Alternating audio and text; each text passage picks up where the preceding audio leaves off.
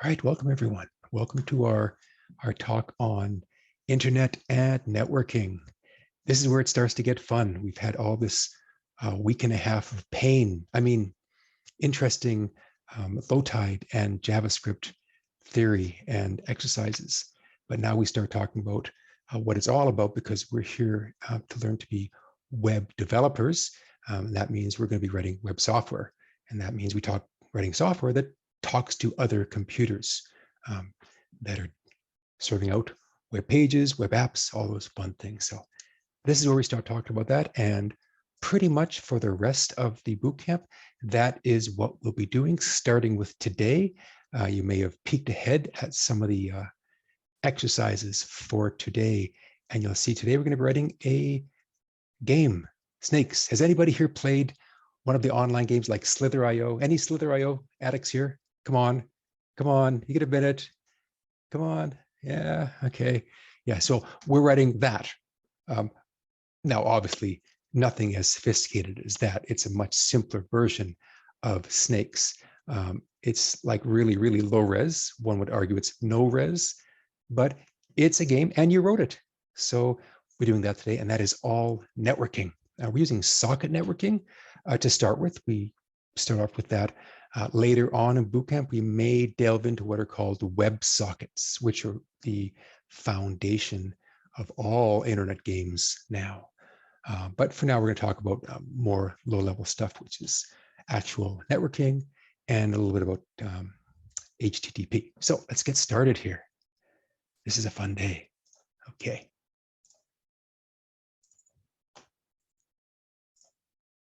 Okay. There we go. So this is networking with TCP and HTTP. That's what our topic is on.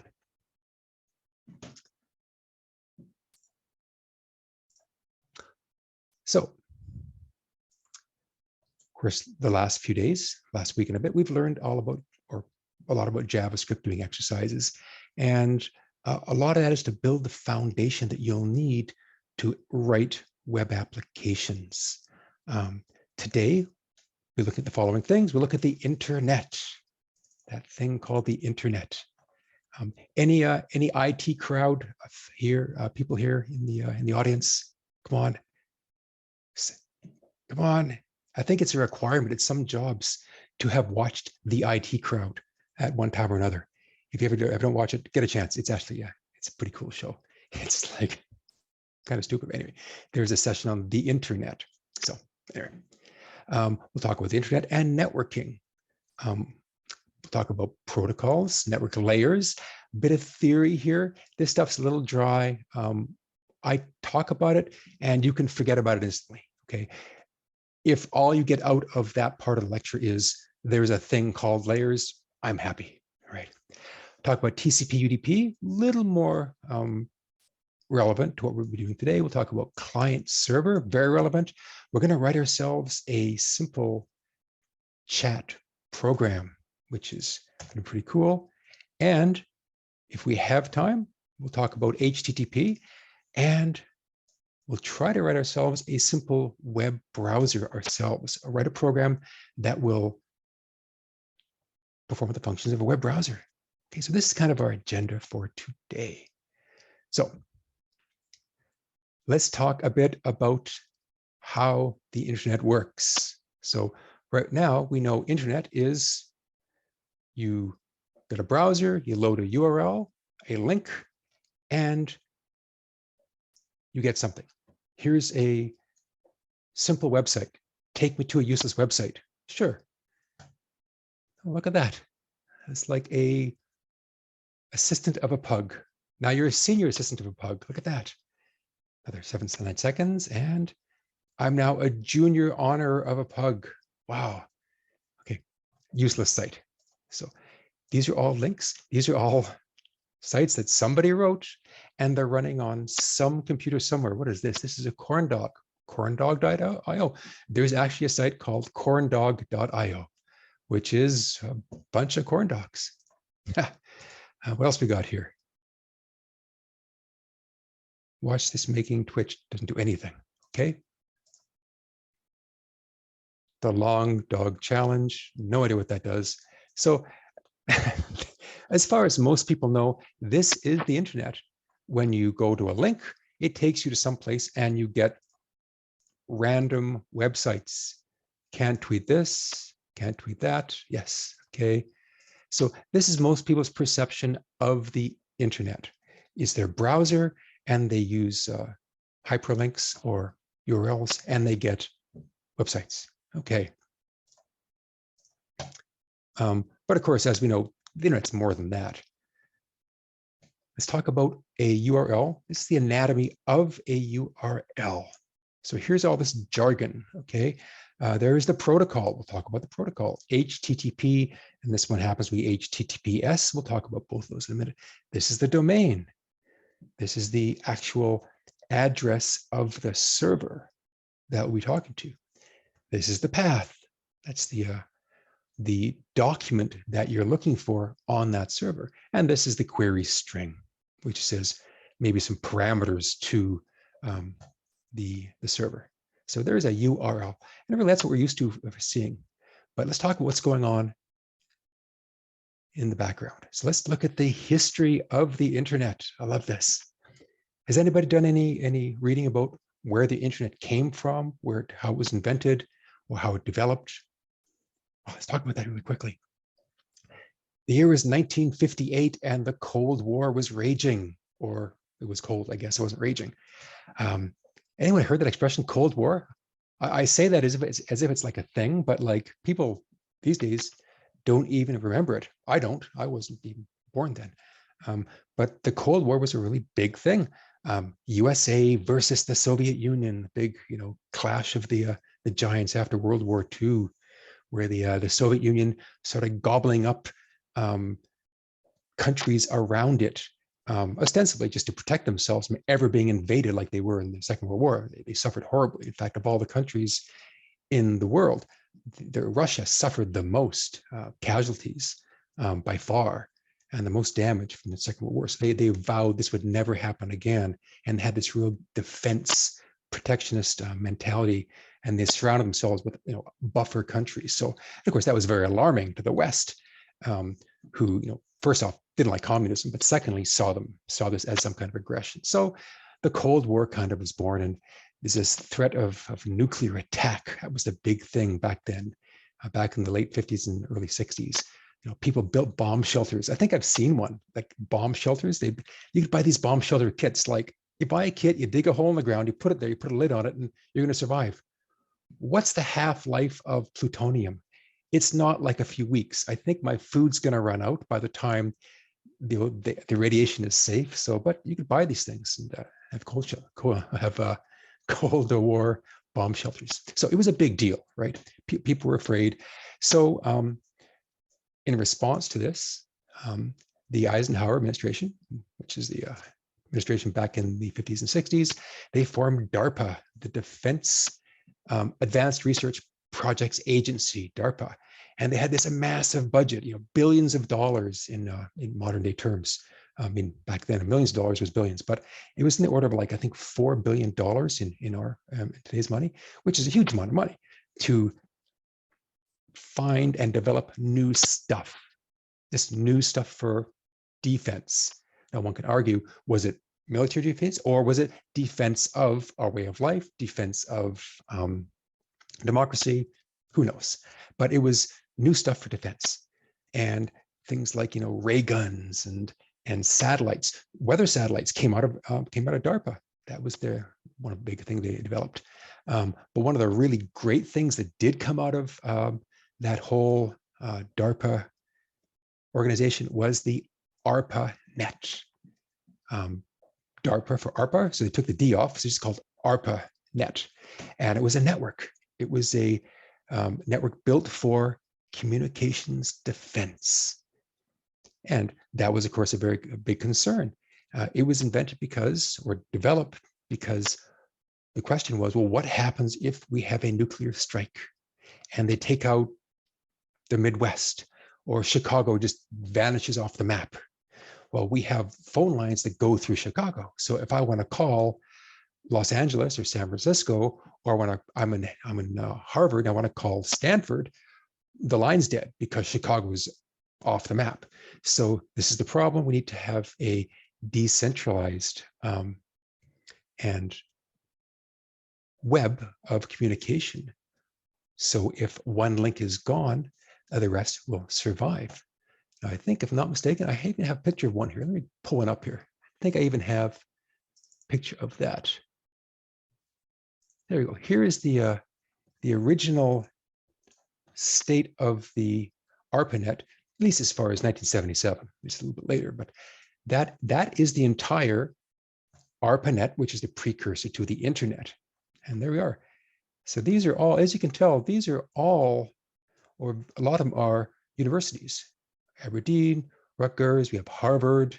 We go west, this is east, so the East Coast has all theirs. Go to the west, we have USC here, we have a bunch of other ones. So we have Stanford here, and we even have a link off to Hawaii. Now the purpose of this is the following. Let's take a look at another view of that. It's like this. So it was developed so there is no one path to any particular destination. So I'm here at Harvard and I want to talk to Stanford over here. So there's a number of ways I can get there. I can go through Rutgers, Aberdeen, go to Belleville, up to Carnegie, through down to Purdue, University of Illinois, up to there, and then down to Stanford. That's one route. But if for some reason that link is broken, maybe someone decided to bomb Utah, gosh knows why, well, I can go a different way. I can go down through USC and then back up this way, or down and back up. So multiple pathways to destinations. And that's how it was built. And these are all mainly universities. If you check a lot of these names, they're mostly universities like Harvard, Stanford, USC, and many, many more. And the path was determined by these routers. These are all routers. In fact, look at our other diagram, which is very, very old. These are actually names of router centers as well. They have PDP already, looks like we're already PDP. And that's what they were designed for, to determine the best path. So there was an explosion of technology and research into how to design machines that could route communications and could be aware if a path was up or down. So could this device here, how would it know that if it wanted to get to that device, how to know which path to send it, or more precisely, which next device to send it to? So each device really only knew about its devices in its immediate connection. So this device there doesn't know what's going on with this one. It just knows what's going on with its immediate neighbors. But it still has to know that, well, I shouldn't send it to this neighbor because all the way down the path, this one is now offline. It was a very, fairly complex development. A lot of really cool research came out of this stuff, and it helped build the foundations of the internet as we know it today. So really cool stuff. We're going to talk a bit about this a little later, because actually is quite relevant as to what's been happening recently on the internet. Okay. So we have these routers and they determine the best path. So of course it was started off as a military defense network, but they're based in universities because they had the computers. Back then, people didn't have computers. I mean, a computer was a thing that took up a whole block or a whole building, and you just couldn't go out to your local Best Buy and buy one of those things. You had to build one. Then they cost a crap load of money. They were expensive. They're big mainframes. They took up rooms. They had people to manage them, huge cooling systems. It was a big deal to own a computer back then. So these universities were chosen because they usually had them already and they connected them together. But these universities, they're not stupid. They go, this is great. We can use this now to share information, because universities, they're in the business, and academics are in the business of information sharing. I've got my paper. I want to get my paper from me to my colleague in Stanford, or my colleague in London or Berlin, or even gasp, Moscow or Poland, because academics, knows no boundaries. So when you're working in a field, you know all the people. Anyone who's worked in the academia knows that when you work in a particular field, you have colleagues and you are aware of your colleagues. If you're a specialist in a particular field, such as, I have my neighbor, he's a nuclear physicist. So he knows the guys at CERN, he knows the guys at Chalk River, because he's been to these places, he knows these people. It's still a small community. So you need to get your information to them, because that's how the body of knowledge grows. And academics have learned this, that if you keep information to yourself, then you're simply an echo chamber and you don't learn anything. But if you spread it around, it becomes peer reviewed and the body of knowledge of the human race increases. So as you can see, these two goals are kind of at odds with each other. We have the defense network, which is made to protect defense communications. Then you have universities who really want to use this for information sharing. But they used them and it was great. But the problem was there was no real one way to transfer information. So if one system had an IBM computer, which most of them were, but somebody else had a Xerox system or something else, they used different protocols. They couldn't talk to each other very well. So some companies jumped on and they invented standards, all these commercial standards. Well, we have one way of talking. Here's this way. Well, here's another way for file transfer or for communications. So a lot of competing standards, but they all cost money. So you want to sign up for this communication standard, we have to use this. Well, or use this one. There was a lot of fragmentation and silos of communication protocols. Think of it as the early days of railroad transportation. If anyone knows their history, they'll know that in the USA and around the world, still to this day, railroads didn't have the same size tracks, did they? I think we all know that. Back in the day, when you were Pacific Northwest Railway, your tracks were a certain distance apart, which was different from this railway, whose tracks were another distance apart, different gauge. So you couldn't use trains belonging to one company on another's railway. Seems incredible today, doesn't it? But that was the case. They were siloed. They were different standards. So ultimately, things have changed. And now, with some exceptions, railways are pretty well settled on a certain gauge for their tracks. But that hadn't happened back then. So it was a problem. So enter Tim Berners-Lee. Tim Berners-Lee. We call him the father of the internet. He invented the internet. So there was a time, there was an actual date when the internet was invented. It is 1969. I'm sure we all remember that date well, don't we? Where were you in 1969? Well, I was nowhere, right? But anyway, where were you when the internet was invented? It was at CERN. So it was at the CERN lab where Tim Berners-Lee invented the internet. He invented a protocol, which was a software protocol that would allow computers to send information. So before this, it was all peer-to-peer. They were all equal. Well, he had this concept of client and server, and this protocol called HTTP, which was a agreed upon protocol, which we'll discuss what that means later, but how you should request information, documents, papers, and along with that, a format for rendering those papers or storing those papers, HTML, and it was free. It's like, wow. So you can't compete with free. So pretty soon, all these commercial protocols kind of died away pretty darn fast, because universities tend to like free and they tend to like things that are open. You'll oftentimes hear the term open standard. It's still a huge deal. Open standard means it's a standard. It's open for anyone to use. How you implement it, that's proprietary. Sure, you can make it any way you want, and you can make that a secret. But what it does is open to everyone to see.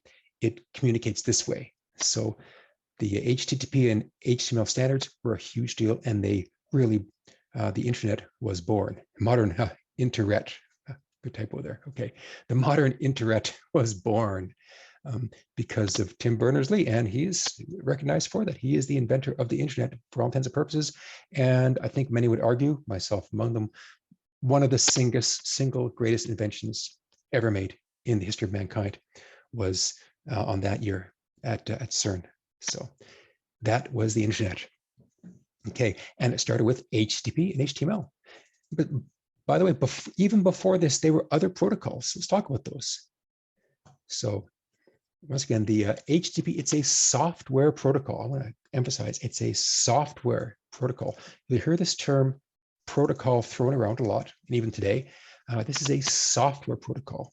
There are other protocols called networking protocols. They're different, but this is how software behaves. It is the backbone of the web, and it is the primary way we communicate over the web.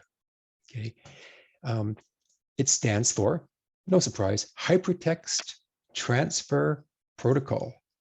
Has anyone heard that term, hypertext? That was a big thing. HTML, of course. So hypertext markup language and hypertext transfer protocol, the two things. HTTP was the protocol to send hypertext, and hypertext was the language, HTML, which you could format a document in so it could be sent and contain information in it, and a huge major advantage, which was it had links, clickable, or back then, links which you could use to go to other documents. Didn't have mice back then, so you couldn't click on them, but they were still hyperlinks. You could move your cursor down to it, hit enter with a key, and it would open up a different document. So it was pretty crazy back then. It was, green screens with text. It would go across in what they considered very fast speed. Wow, look at that thing print off of my screen. Look at it go. Wow, it's almost done. Wow, look, I got my screen in 5 seconds. That's incredible. I can use my tab key or my arrow key to move to a hyperlink. I can say select, and I got a new page. This is revolutionary stuff. Like, this is incredible compared to what they had before. So it was a huge deal. Okay. So Hypertext Transfer Protocol. Once again, this is all jargon. We use this word protocol a lot. So what is a protocol? Let's look at the official definition of protocol. Okay, so it is a system of rules governing affairs of state or diplomatic occasions. That's kind of one definition of protocol. For example, protocol forbids the prince from making any public statement in his defense. That sounds like a fairly new news thing. Anyway, okay. They're everywhere. Of course, an informal protocol would be something like a phone call. We have protocols that govern our lives. Like, if anybody made a phone call recently? What's the protocol for a phone call? What is the accepted protocol for a phone call? You pick up your phone. Okay, well, the call hasn't started yet. You start the call going. You dial some numbers. It rings. Okay. Somebody picks up the other end. Yeah, VoIP. Exactly. Somebody picks up the phone. Well, now you're in a phone call. There's two people on the phone. What's the protocol? The call started. What is the protocol here?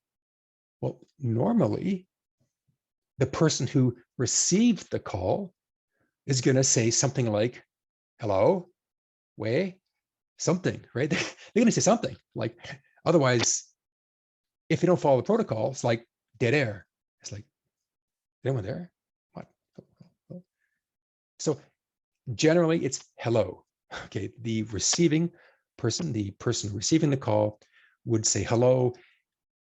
The person sending the call would say hello, or hello, this is Alice or Bob or Jane. And then the call can proceed to a communication. But it really was a protocol of an outgoing call, and the server or the callee had an incoming call. That's the protocol. So there's other informal protocols. Anyone know of some other ones? How about driving a car? These are a little more strict. We drive on the right side of the road, but lots of protocols that govern our life, right? Okay. So there are network protocols, okay? And there's lots of them. These are the rules that determine how to send, format, and receive data. I didn't type this one out, so receive data between network devices. And there's servers, routers, phones, computers, and all the devices on the internet. And there's tons of them.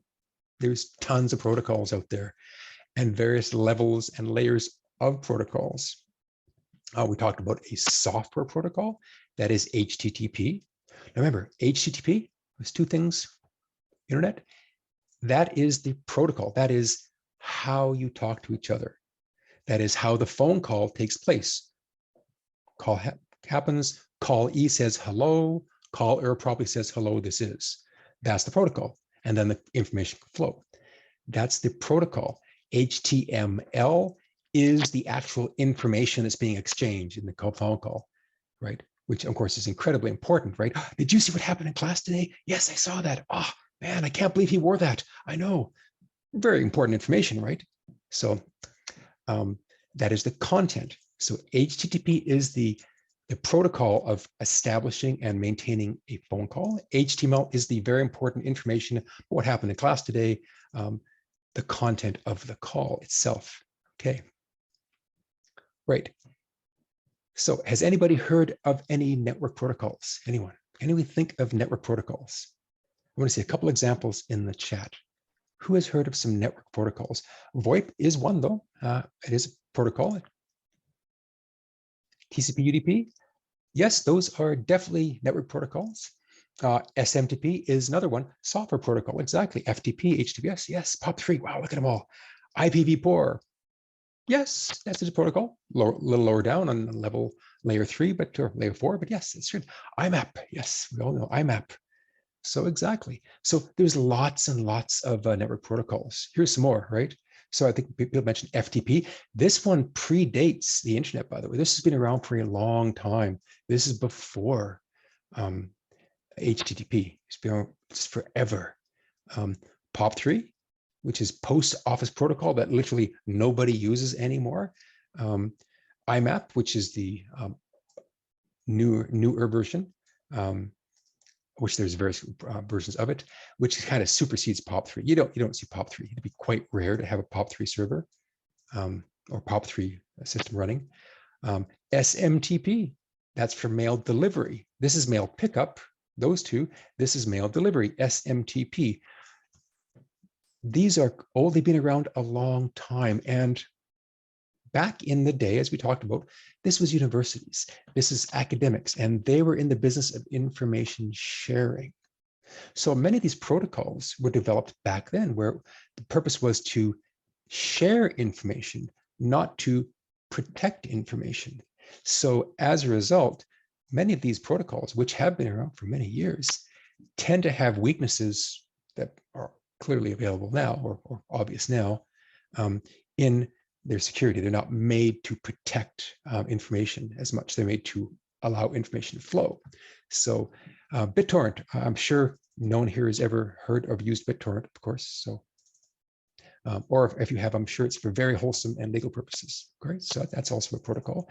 DHCP is also another software protocol using out to dole out IP addresses. And DNS, which is the unsung hero, but absolute workhorse of the internet. Without DNS, we all die. I think that's not even an exaggeration. I think if DNS goes down, we all die. And it has happened. Oftentimes when your internet provider goes down, it's because this broke. Internet providers are notoriously bad at managing DNS. So if you have TELUS or Shaw or Rogers, and if you're using their DNS, chances are it's gone down at least once. One of the very first things I do when I get a new system or a new router is I make sure I don't use my TELUS or Shaw DNS system. I use 8.8.8.8 or 4.4.4 or one of the other ones out there that are reliable, or Cloudflare.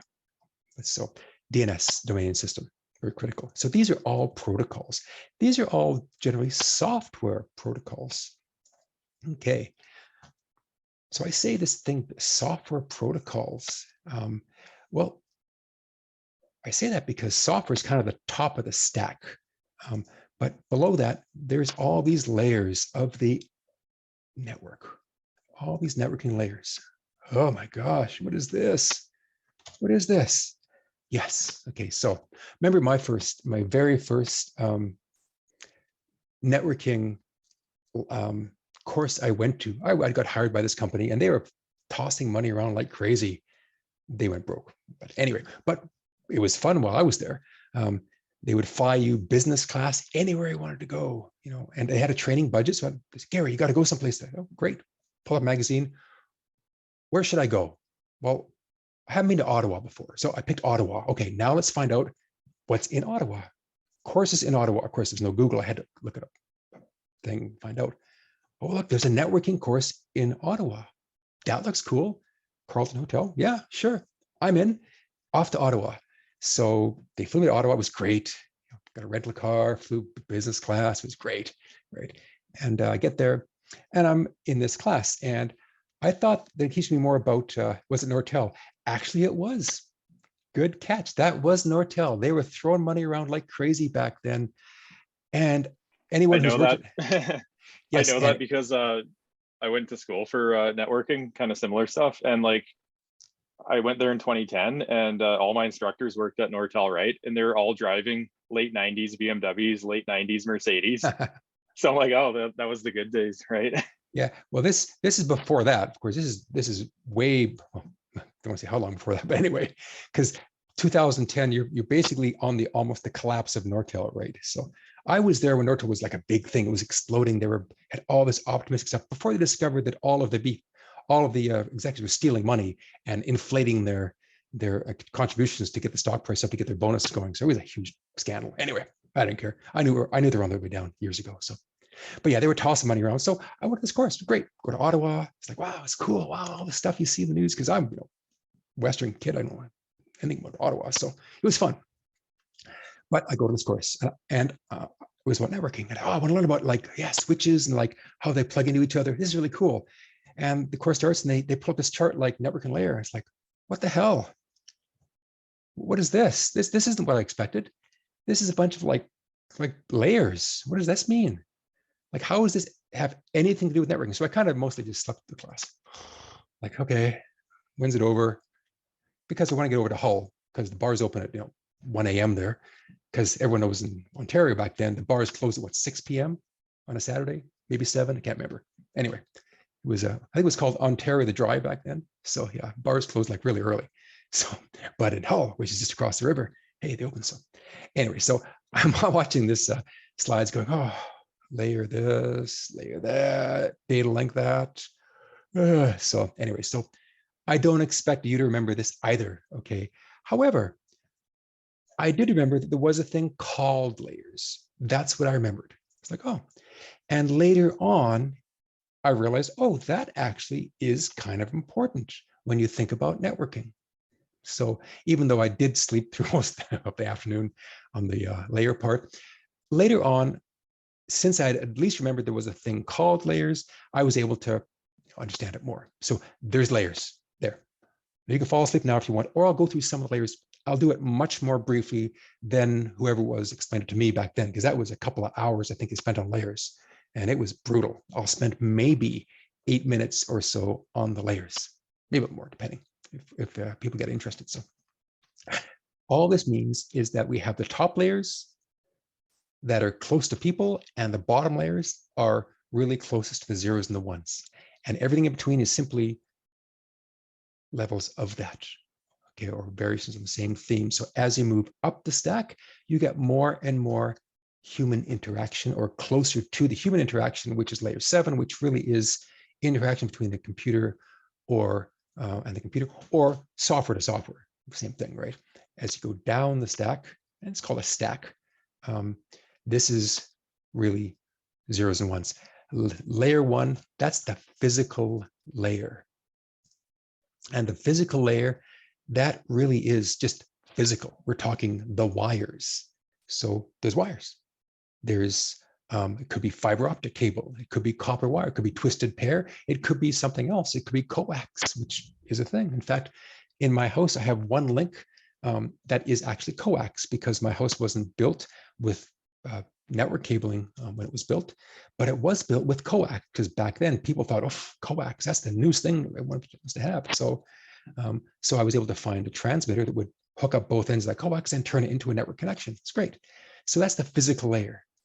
Now, each one of these layers, you don't have to remember what to do, but remember this: a layer 1 simply looks like a layer 1 to a layer 2. That's all it has to do. what it does internally, remember that thing we talked about, open standards? It can do it any way it wants. It doesn't matter. So it can be twisted pair, it can be coax, it can be Wi-Fi, it can be fiber optic, it can be anything. But as long as layer 2 can talk to it, it satisfies the requirement. So there are many types of layer 1s. We mentioned a few: coax, twisted pair, fiber. I've got fiber in my house too. I've got a couple of fiber links, which is kind of cool. You may notice I have lots of computer stuff in my room here. This is the stuff that I use all the time. I have a whole other room that is like lots of stuff. And I have a server room that is also running my servers. So, okay. So it could be anything. This is the physical layer. It's the physical media over which the network transmits. Physical could also be Wi-Fi. Okay.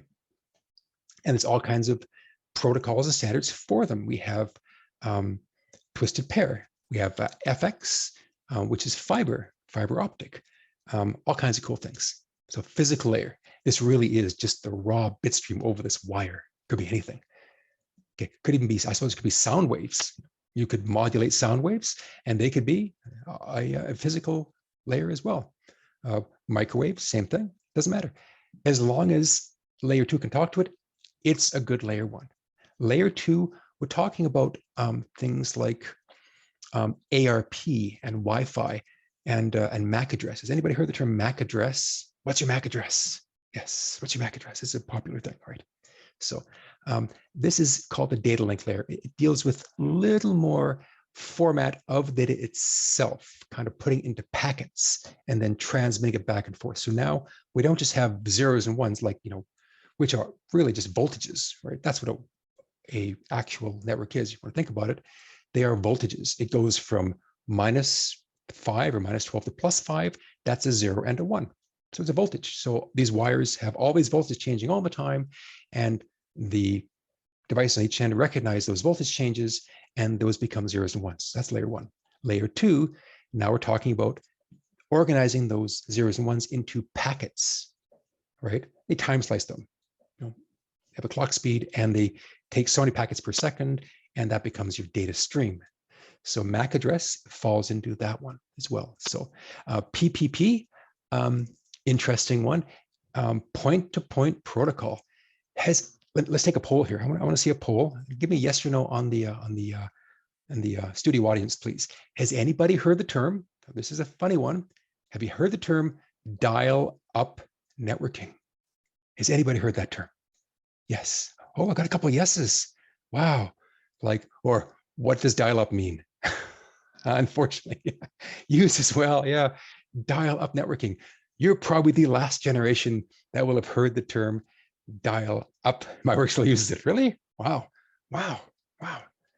Although people have said it's still hard to hack a point-to-point protocol because there's no net. It's just like point-to-point. It's actually very secure, right? It's like a serial network cable. You can't hack a serial cable. It's like right there. It's like 2 points and communication. It's a point-to-point protocol. Is it internet? Is it internet via phone line? It actually is. Yes, it is internet over the phone line. We used to have these things called modems. Now, we've all know what a modem is, modulator, demodulator. But back in the day, it wasn't a Shaw, Telus, or cable modem. It was a modem that used a phone line. And anybody know the sound? Yeah, we can all hear it in our heads now, that modem sound of connecting. That sound of a modem connecting, which they still use in movies, don't they? It's like, why? That is so old, but they still use it as if it's like a thing, right? So that's the data link layer, getting that data, that link between systems. So you have the wire, and now we have 2 things at the end of that wire that are now linked together using a protocol. These are protocols. So we have things like Wi-Fi, ARP, etc. So, okay. Above that, we have what's called the network layer. Now we're getting more interesting. Now we're not just the data link layers. This is called, by the way, layer 2 is called L2. Anybody heard the expression L2? An L2 switch. That's this, MAC addresses and that kind of thing. So L2. Well, now we're into L3 IP addresses. Now, everyone knows what an IP address is, don't they? So anyone haven't heard IP address? An address like, perhaps you have an IP address 192.168.0.12 or something. That's a particular type of private IP address. So that is a V4. I'll talk about that in a second. A V4 IP address. We all have one. Probably because we're all using TCP IP, which is not the only way to communicate, but it is by far the most popular way to communicate these days, networking. So we have an IP address. Okay, so, and our layer 2 is, or layer 3 is our IP. And that's where our IP address comes from. So an IP was actually split into 4 pieces. These go from 0 to 255, which is 8 bits. So 1, 2, 3, 4, 5. Oops, let's do here. 1, 2, 3, 4, 5, 6, 7, and 8. That is the biggest number you can represent with 8 bits, which just happens to be 255. So 255. That is the largest number. So it goes from 0, 0, 0, 0, 0, 8 zeros to 8 ones. So the range of each of these is 0 to 255. So it is very likely you still have a V4 IP address, and it goes from 0, yeah, it's FF, exactly, hexadecimal, it's FF. So it's 00 to FF in hexadecimal, exactly. Okay, so very likely you have a V4 IP address. And you got to remember, when this stuff is invented, this stuff is been around for a while. So when they invented or developed IP addresses, V4, there's 4 of them. That's why it's called V4. So it's not really version 4. It's just the V4 or the 4-part version of IP addresses, 1, 2, 3, 4. When they developed them, they realized, well, that's, 255, 255, that's 4 times, or 4 this, so it's like 255 to the 4th power. That's a pretty big number. So that's huge. I mean, how many universes can there be? So this is like super overkill for when it was developed, because back then people didn't have a lot of computers. I mean, you couldn't go buy computers at your local Best Buy. So there wasn't that many in the world. So this seemed like a really reasonable, in fact, hugely overkill way to develop IPs. 255, 255, that's like the biggest number you can possibly imagine. It's like cajillion. Okay, there's no way we'll ever get to the point where this will become a problem, right? Because how many universes can there be? And how many computers can those universities have? It can't be a big number. So this is totally overkill, right? Well, we all know how that turned out, don't we? Computers became consumerized or popularized. People have computers, and now every doorbell has an IP address. So now it's becoming a problem. We are running out of IP addresses because now everything's got an IP address. Mine, I think my mouse has one. That was internal, but as far as public IP addresses, we're running out. So they have what's called the V6 IP address. There, V6, which is not version 6. It just means it has 6 parts. Let's take a look at a V6 IP address. Let's grab one here. V6 IP address. There we go. Let's take a look at a V6 IP address. Where's an example one? Ah, okay. Example, come on.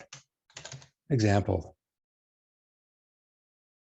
There we go. There's a V6 IP address right there. Let's paste that in here some more.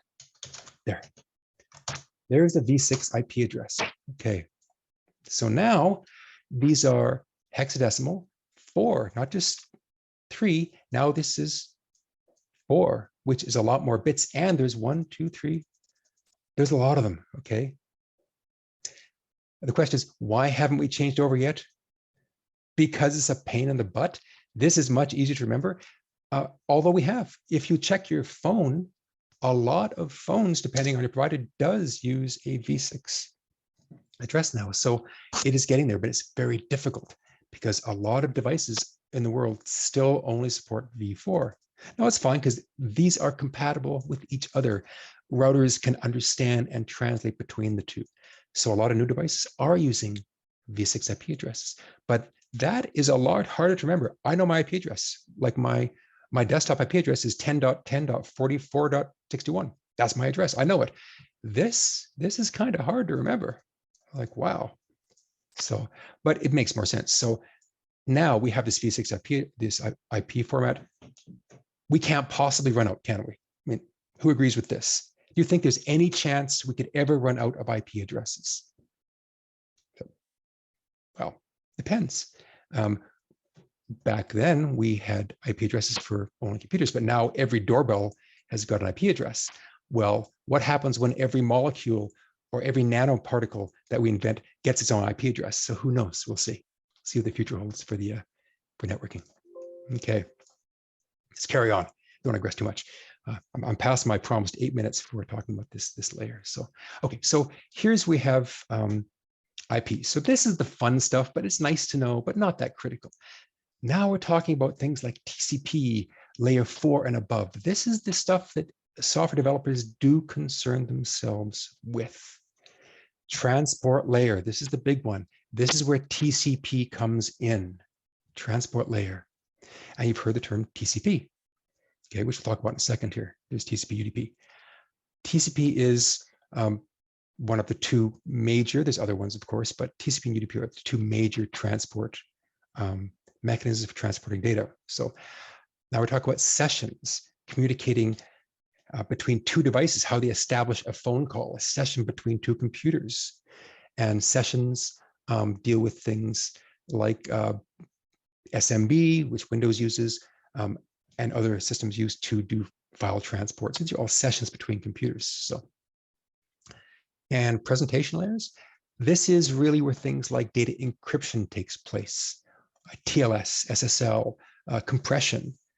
So much more software based. And then of course, layer 7, this is the one we deal with as software developers, because we don't deal with these ones a lot as software developers, although a little bit with layer 4 actually. Layer 4 we deal with quite a bit. These ones not so much because that's taken care of for us. So our concern is mostly layer 7 and layer 4. Layer 7, that's your software. That is your software. That is the software that communicates with the people. And most of our stuff that we do as software developers is application layer, layer 7. Once again, just remember that there is a stack, there is layers, OSI. By the way, OSI does not stand for the Office of Secret Investigations or Special Investigations or Office of Scientific Investigation. Those are all, once again, Cold War agencies that are the precursor to the CIA. So no, this is the Open Standards Institute, OSI, network layers. So, all right. Let's talk about TCP and UDP, and then we'll take a bit of a break after this. So, and we'll do some software, because this is a lot of theory, isn't it? I mean, so TCP, two main protocols, TCP, UDP. TCP is connection-based. Is this spelled right? No, it's not spelled right either. Okay. Okay. Assuming we could spell. This is in the 4th layer, and it's built on top of IP. Interesting, built on top of IP. So IP is down here, network, and TCP is here. Has anybody heard the expression TCP over IP, or TCP / over IP, or just TCP IP? That's where this comes from. It comes from that OSI model, where it's TCP sitting on top of IP. And this is the backbone of the internet. There are other competing ones. There was Novell networks, which were token RIN networks, and a lot of ones I worked with it before, but TCP IP kind of took over. It is now the one that is pretty much accepted as the major transport. It's not the only one now, but it's still considered a major way of transporting data. Okay, so we have TCP and UDP. TCP is connection-based, and it is the one we'd be doing most of our software development with. So TCP is connection-based. It has error correction. It means that two devices will connect to each other. One will say hello. Other one says, I'm sending you some data. The other one says, great, send me the data. Other one, here's your data. Here's some pieces of the data. Are they in the right order? Yes, I got them in the right order. Okay, I'm good to go. I have your data. Thank you very much. There's your session. So that's a TCP communication conversation that computers have. This is where the information absolutely positively has to get there and in the right order. That is TCP. It's connection based, very important. So obviously you're sending financial information or really critical information. TCP is the one you want to use. And by the way, it is the one we will use almost exclusively in our development, TCP. So all bytes received are identical, the ones that were sent, and are in the same order. Also important. And they go, why would they be in different order? Well, what happens is when information is sent over the internet, if it's sent in packets. Remember we talked earlier about layer 2, where you have these zeros and ones, just voltage changing on a wire. And then this data link has basically has a clock that's splitting those things up every nanosecond. It's taking so many of those and splitting those into packets or bytes and then into packets. And information is sent along the network in what are called packets, which may have a size. Maybe they're 1024, maybe 4,000 bytes, but they're pretty small. It's only 4K packet size. That's not a lot of information. So if I'm sending an image or a big document, chances are it's bigger than one packet, almost certainly bigger than one packet. It could be 10, 20, could be 1,000 packets. So they're all being sent from one place to another. Okay, so, but remember our ARPANET, which is now the internet, packets can take different paths, can't they? If I send 100 packets from this system to this system down the West Coast or Midwest, I guess, it could go one route or it could take a different route, depending on the current load, depending on all kinds of factors. So if I'm sending 1,000 packets, chances are they might not all take the same path. It could happen. But with TCP IP, you're guaranteed that even if you send 1,000 packets and some of them arrive too soon and some too late, in other words, they arrive out of order, they're going to be assembled in order again to make sure that things are correct. So that is how TCP works. You're guaranteed that your packets, your slices of your file, if you will, all get to you in the same order, and they all get there. None are dropped. That's TCP. Let's talk about UDP. So if TCP has to get there, it's critical. UDP is meh, yeah, whatever. That's UDP. It's almost the exact opposite. It also exists in the transport layer, but it's connectionless. There's no connection. There's no pick up the phone and connect. It's like you pick up your phone and send stuff, and maybe somebody will pick up and grab it. Maybe not. Maybe no one's listening. So that's UDP. It uses ports just like TCP. Okay, we have this concept of port. We'll talk about ports after the break. There's IP addresses and ports. UDP ports. There is no "Are you ready?" or "Did you get that confirmation?" It just sends the data. If it's out of order, who cares? Doesn't matter. Did it even arrive there? Who cares? It doesn't matter. You don't care. It's used when speed is the issue. Now you might ask yourself, well, what the heck is that useful for? Like potentially half the information is missing, or it dropped a few, they're out of order. What's the big deal? Well, I think you can understand that this is very useful for streaming data like audio or video or pictures. For example, if I'm sending an audio stream, which is, that's a lot of data, back in the day it was anyways, or a video stream, and one packet gets dropped, am I going to notice? No, I'm not going to care. It's, how many frames per second am I seeing? And if that packet makes up 1/10 of that frame, and there's 50 per second frames, I'm not even going to notice one packet got dropped.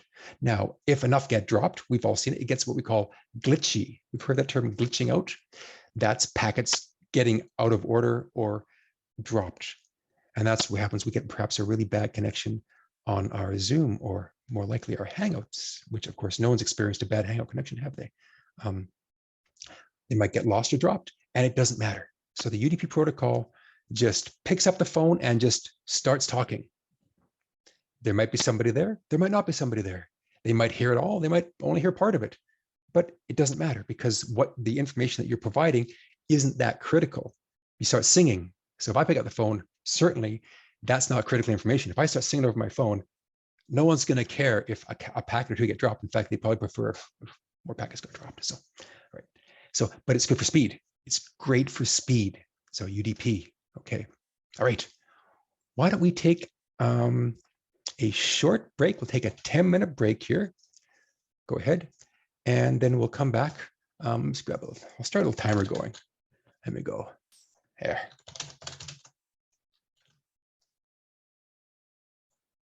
There we go.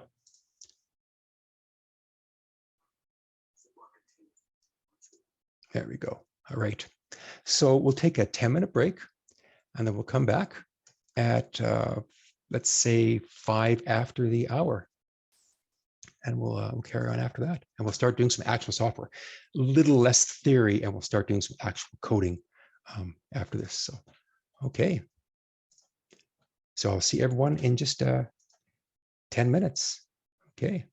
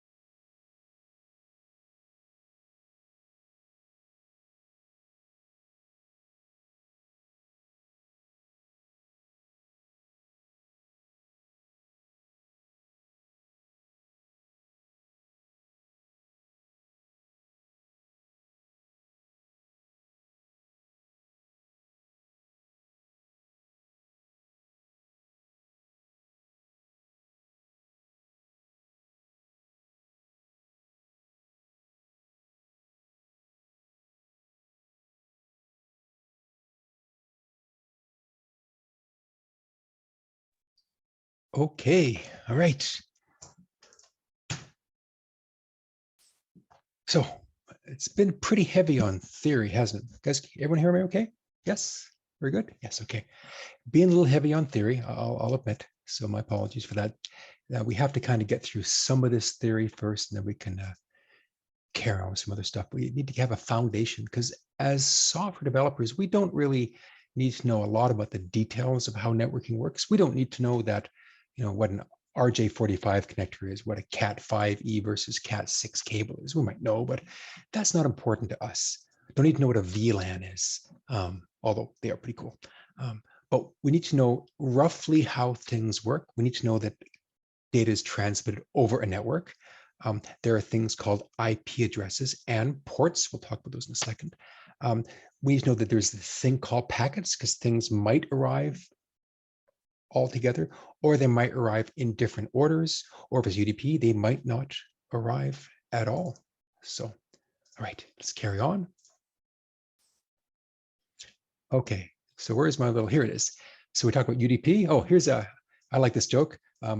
I'll tell you a joke about UDP, but you might not get it. That's actually hilarious. Come on. Like, I don't see anyone laughing.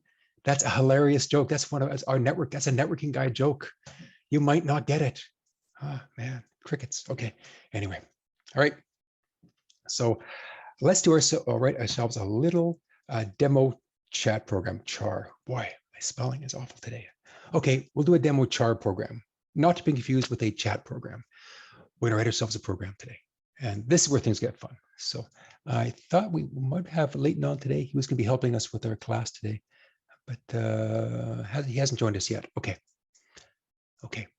We had one of our assistants was going to be online to help field some questions during the coding part of this session. Okay. Because people always have questions.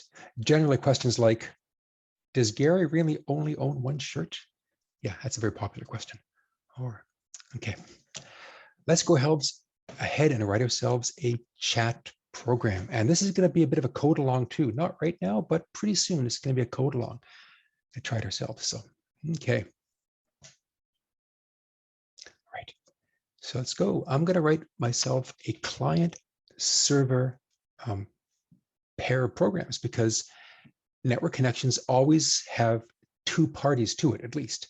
It's like a phone call. We have the callee, the client, or the caller, the client, and the callee, or the recipient of the call, that is the server. So we're going to need two programs to run this. So let's make ourselves a file. We're going to call it server.js. We're going to write ourselves a server in JavaScript that is going to answer network calls. And this isn't that bad. We're going to be doing this today. We're doing it on the client side, but if you ever have to write a server, they're not so hard to write. So I'll go ahead and do this myself. So we always use the net module. So we have .NET, and the module we use, which is part of JavaScript, it's called net. So this is the module we use, net. Okay. We want to create ourselves a server object called server. This is where everything takes place. I have this server object, and I use the net dot create server method. There. Now I have created a server object. It's not doing anything yet, but now it exists. We oftentimes call this a factory method, where it's a method that creates an object. So it's called a factory. It's one of those terms you see in the languages too. So it's creating an object. It's a server object that can do server stuff, and that's kind of it. So now I can do stuff with my server. I can add some listeners to my server. And the way we do that is our server. So the server has methods, and there is a method called on. So method or function server.on, and the server.on function takes two parameters to it. It takes what do I want to listen for? So the thing I want to listen for. In this case, I want to listen for an event called connection, and these are strings. This, by the way, is a pattern you're going to see over and over again. In a couple of weeks, we'll be doing jQuery and other languages or other frameworks. This on pattern is something we see a lot. So server.on, which means listen for an event, and I want to listen for the connection event. And when I get a connection event, you probably guessed it, I want to do something, which means I'm going to give it a function to execute when that event happens. So this is why we had all this fuss about callbacks and arrow functions and anonymous functions and functions as parameters, because this is how JavaScript handles things, in particular, how we handle the response to this listener. So I'm going to give my server.on function a parameter, which is going to be a function, what to do when a connection comes in. Now, generally, you would see that written as an anonymous function, but it could be a named function too. There's nothing to say it can't be a named function. I could give it a function name, my function, and then I could declare down here, or up here probably, const, or just make a function, my function. Or maybe a better name is on connect, sure. And I could put this here. That works too, totally works. And some people like this way of doing callbacks because it makes it more clear to them. There's my function called onConnect and my server on, which means when my server gets a connection event, it will call the onConnect function. So you'll see it this way, or you might see it done in line. You might have your callback, and instead you'll see it like that. And we won't have that as well. Also perfectly valid. You will more likely, however, see it like this, as an arrow function. Like that. That's generally the accepted way to make callbacks. But there is absolutely nothing wrong with doing it this way, and certainly nothing wrong with doing it that way also. But the accepted way is use an arrow function. The question is connection a special keyword? It is not a keyword, but it is the name of the event. So the net package or module, it has defined that when a connection comes into the server, it's going to trigger a connection event. And the server on listens for events, and it says, well, when I get the event that has that string connection, that's when I fire what I have to fire. So not really a keyword, it's just a special event name that's built into net. Okay, all right. So let's go ahead and do this using arrow functions, because that's the way you're going to see it almost all the time. Okay, and you get a parameter when you run, or when the event comes in as a connection, you get a parameter. In this case, you get a socket like that. Okay. You can call this parameter anything you want. I can call it frog, it doesn't matter. But I like to give it a meaningful name because I'm going to use it later on. Remember, this is incoming to me.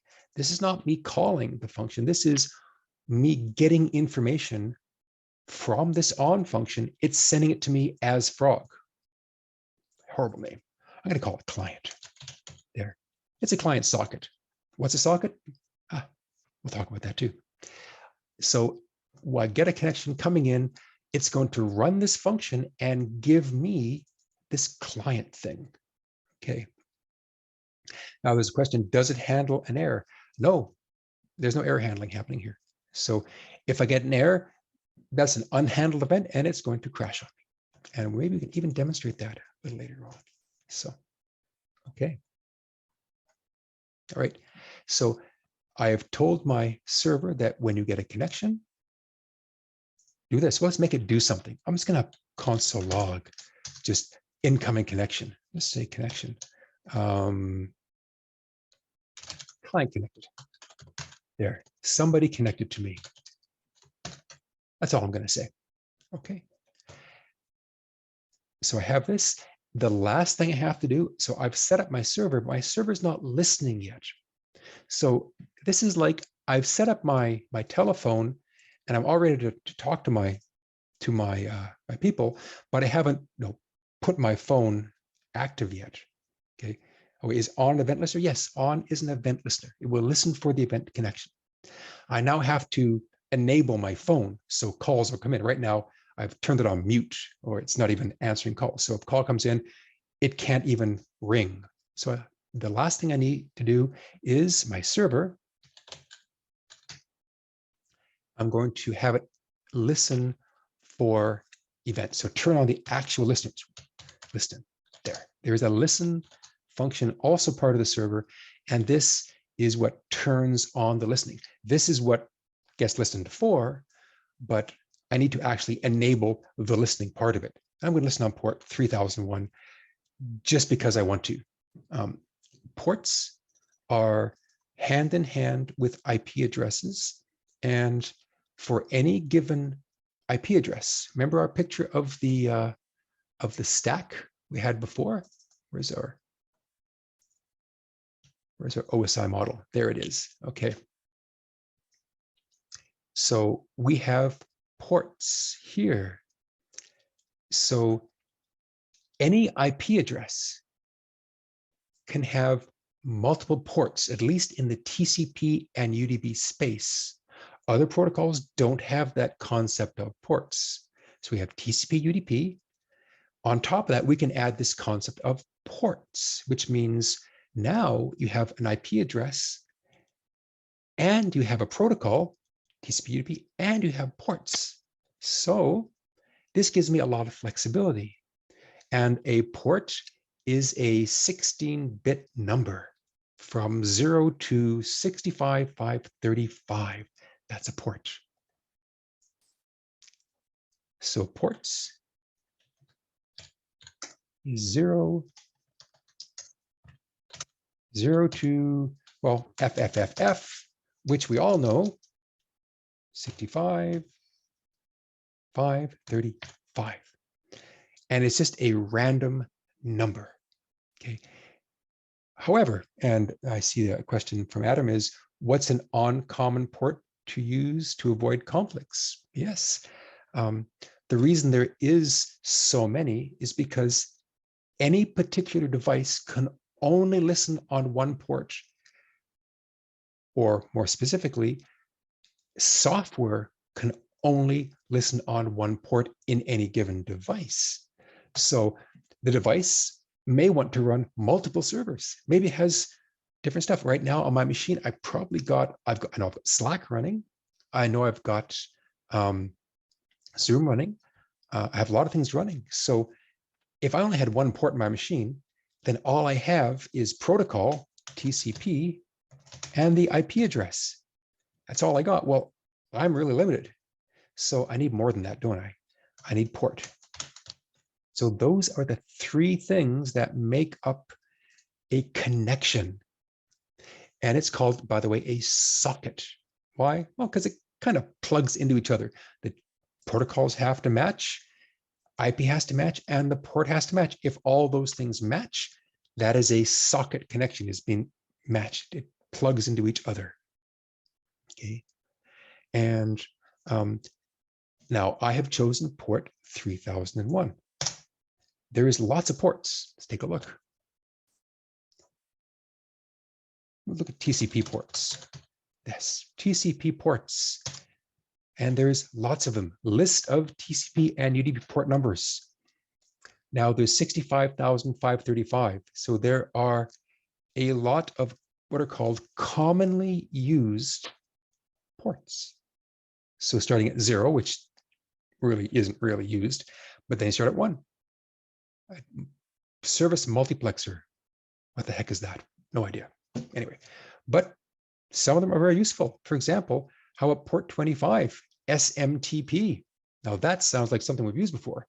Port 25 is officially reserved for SMTP. Port 23 is Telnet SSH.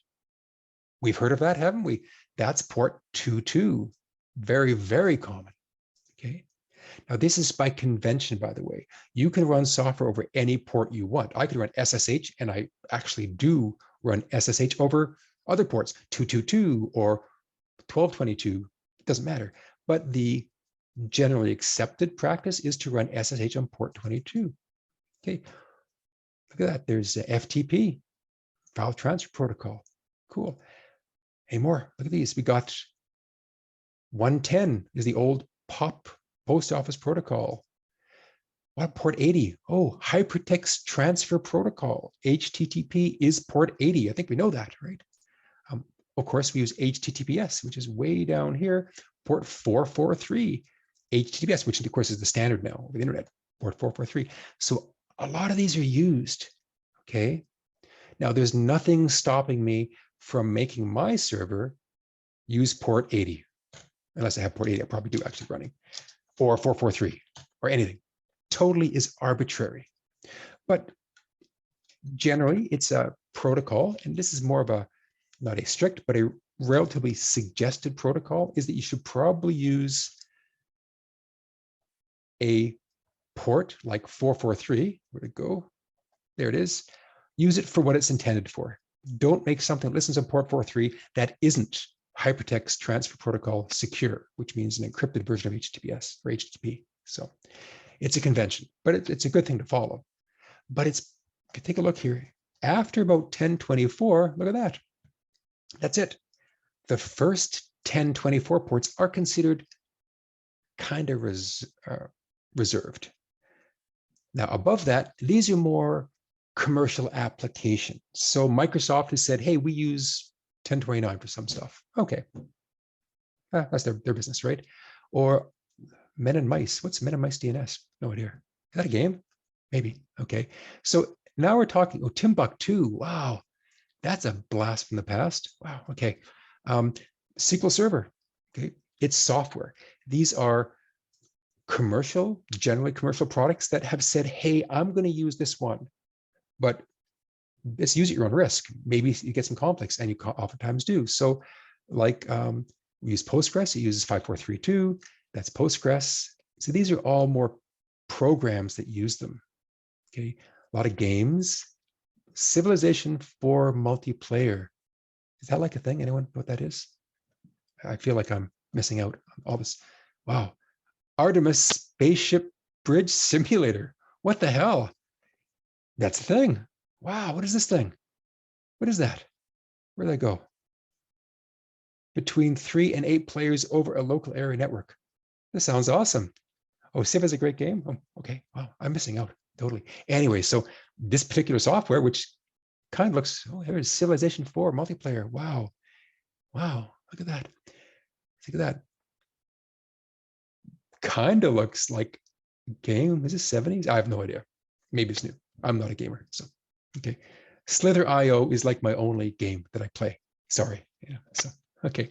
So lots of ports, and people have just like picked the port and used it.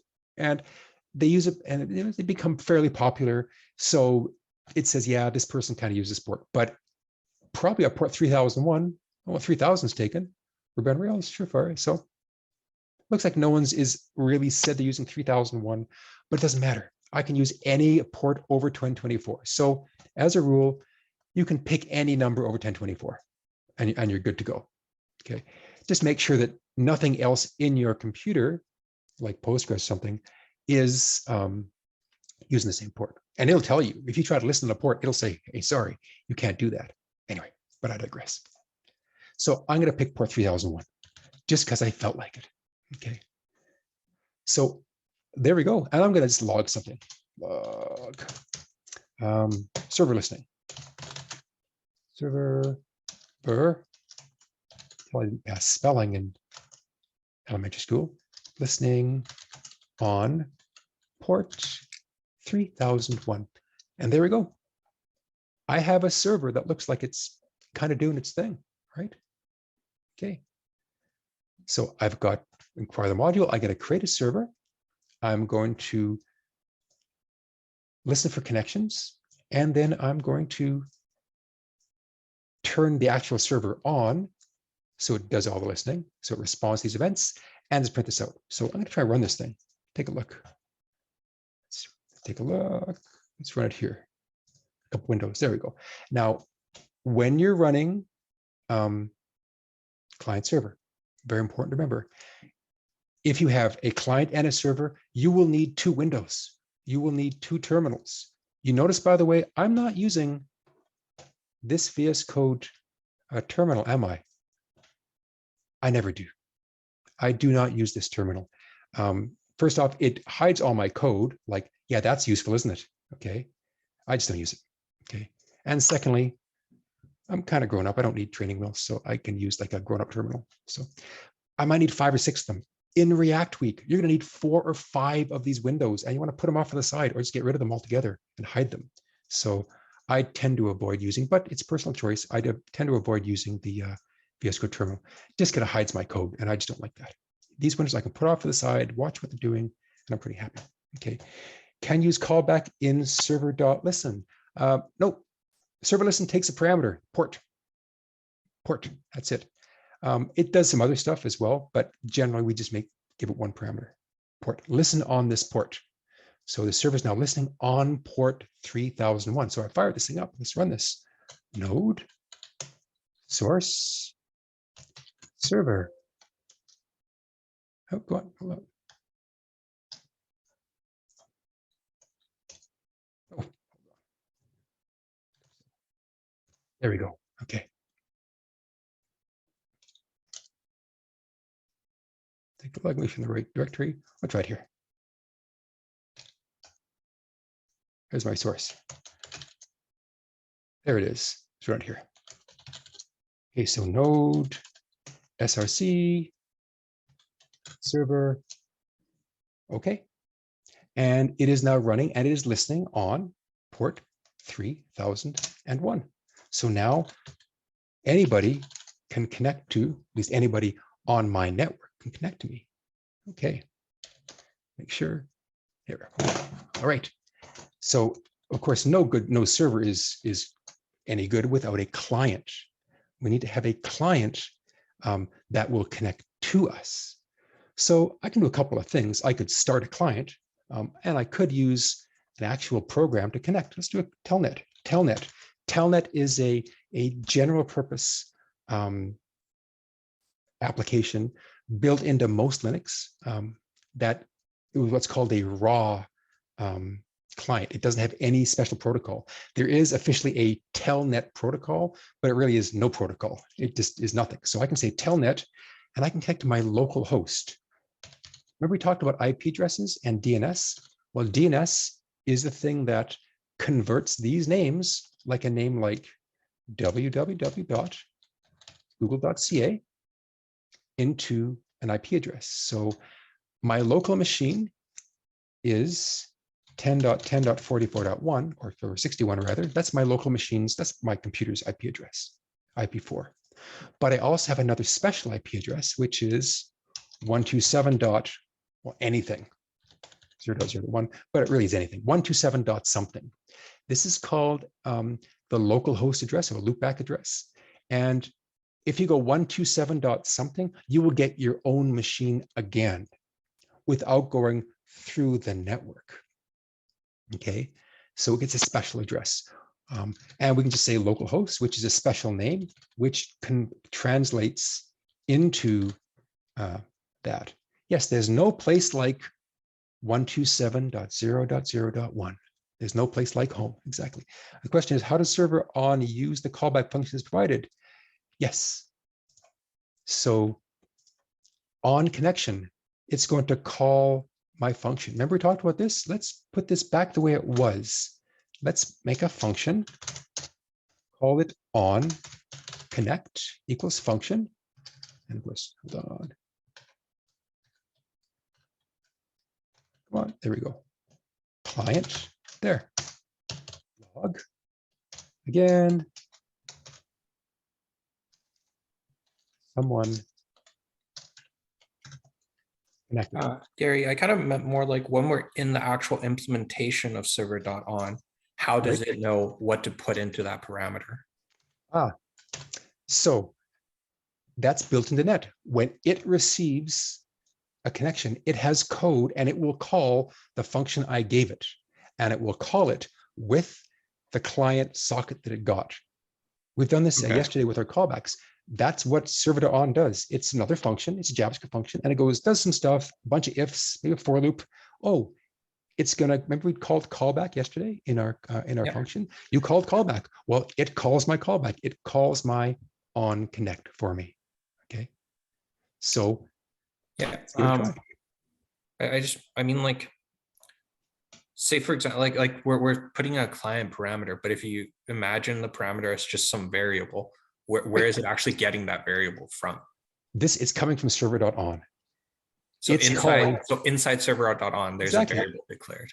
Well, it's calling my function with a parameter. It might be called client. It might be called anything. Once again, it could be called dog. So I'm just wondering where that parameter comes from. Right? It comes from on. Well, on is calling my function. So I have my function here. Yeah. I gave on connect. I could call it callback. It doesn't matter, right? But inside the on function, which I can't see, let's take a look. Oh, it's in there somewhere. Inside the on function, it gets a callback parameter as its parameter. It then calls callback. Callbackify. Callback with client inside its code. It does that. So that client, where is that coming from when I'm inside on? That's magic. That's the magic of this net module. This net module. That's the socket connection. When it does a connection, when a client connects to me, it constructs this client object and then calls my function with that thing that it built. Okay. I can then have access to it. So let's try this with Telnet. We talked about that a second ago. Let's try and do a connection. We'll do a raw connection to our server right here. Okay. So we'll do a Telnet connection. Localhost now, and I'm going to give it port 3001. Okay. So there's my server, and I'm going to make a raw connection using the Telnet. We, by the way, use Telnet a lot to test out if something's alive. Look at that. Client connected. That's all. There's nothing else happening, but it did connect. And this is, can I control C that? Of course, I can't tell that. I have to go control there and quit. So it looks like, in fact, it's working. Okay. So right now, my server only reacts if someone connects. It doesn't do anything else, right? Because I didn't tell it to do anything else. All it did was print out client connected if somebody connected. That's all it did. In fact, why don't I do more stuff? I'm going to print out the client object and see what this client object looks like. It's actually a socket, but let's take a look. That can't hurt. So we're going to stop our server, start it again.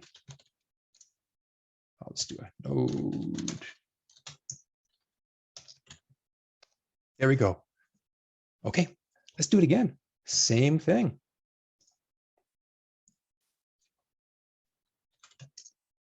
Telnet. Whoa, look what I got this time. I got, wow, I got someone connected. And then I got a socket object. Look at that. It's a socket object, and look how big it is. There's a lot of stuff. So this on function is giving me a really large object back as when it calls my callback. When I see it as just client, but a dump out client. I got an awful lot of stuff, almost none of which I really give a crap about. But there's one thing that I do care about. Okay. So since this on function is sending me the details of this client, I can use some parts of it. And there's a piece I can use called the remote address, like that, because that I might be interested in. So does every client connect their own unique socket? Yes, that is a great catch there. They do, in fact.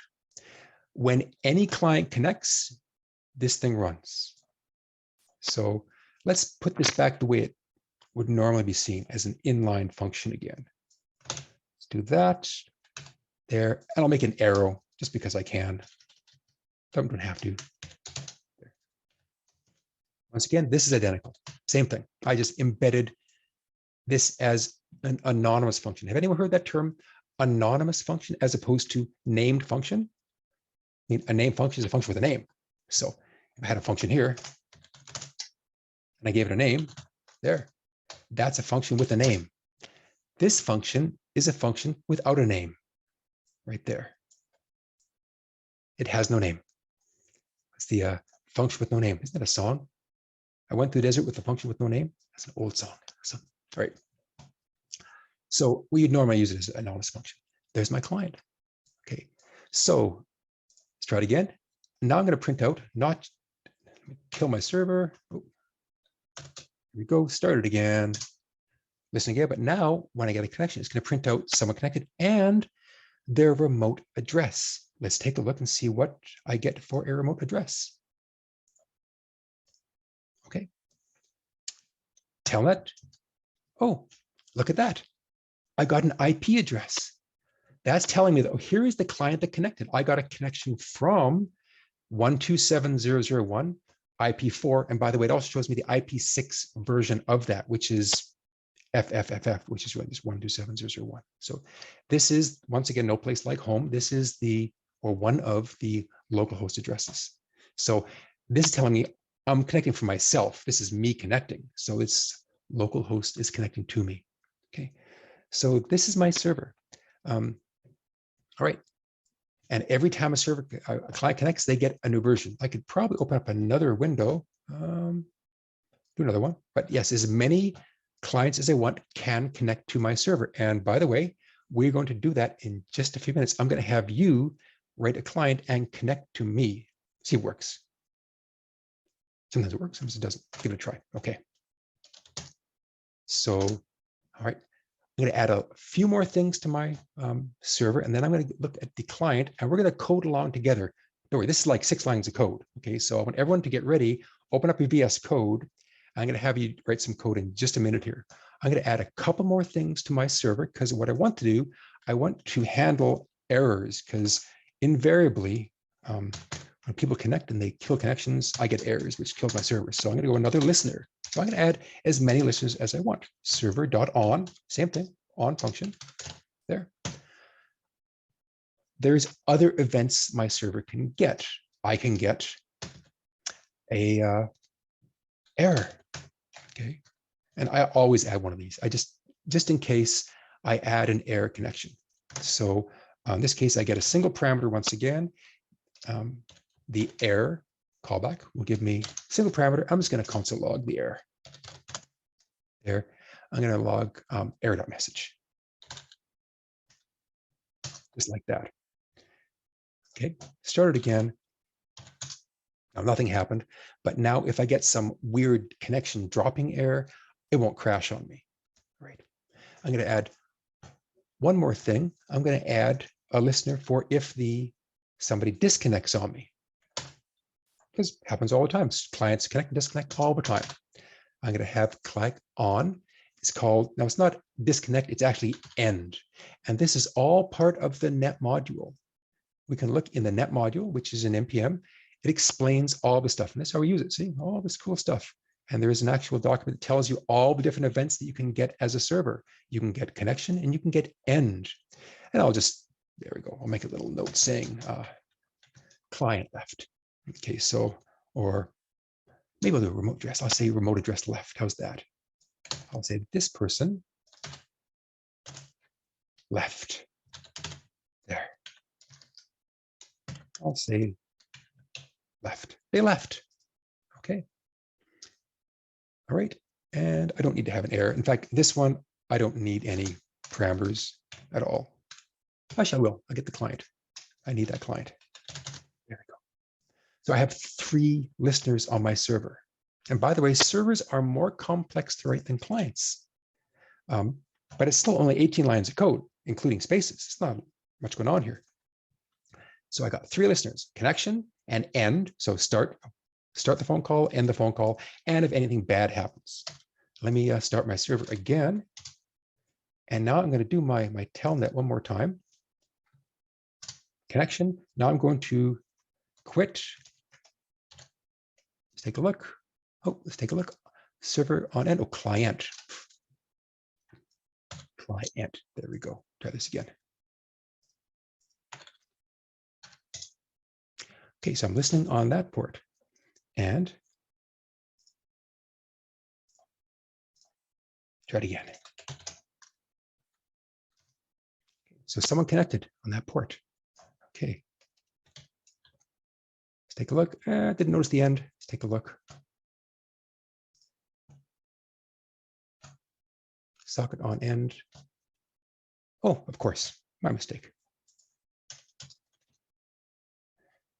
Since every client gets their own copy of this server.on, this has to be in here. So in actual fact, it's not the server now.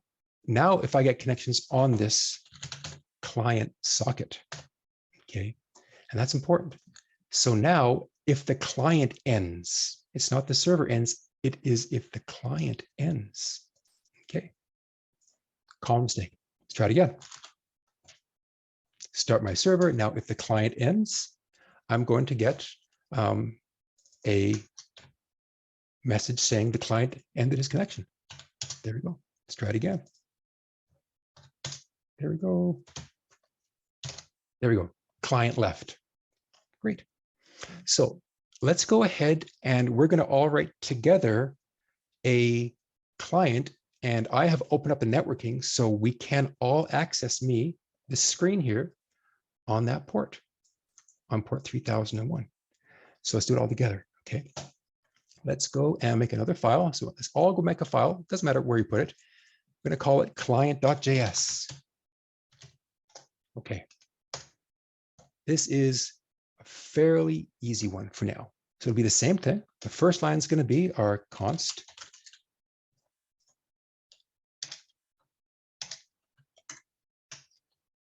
net equals require. I'm going to acquire the net package. It's like that. That's the first line. Okay. And yes, the question is, why does it need to be the client event? Because it's the client doing the dropping, right? So if you look at our code in our server.js, there's multiple versions of this. So if this client ends, then do this. And I'll make the error as well. If the client gives me a server, by the way, or client gives me an error there. So if I get an error from the client, which means they drop the connection ungracefully, I won't get an error. So this is if they end it gracefully. This is if they end it like rudely. They just hang up. Protocol, thank you for talking to me. Goodbye. That's a nice phone call. Ungraceful phone call. There. Who hasn't done that? You hang up on somebody because you're annoyed. Not so graceful. So I'm handling both those situations in case someone hangs up on me ungracefully. Okay. Let's go ahead and do our client code. So let's all code along.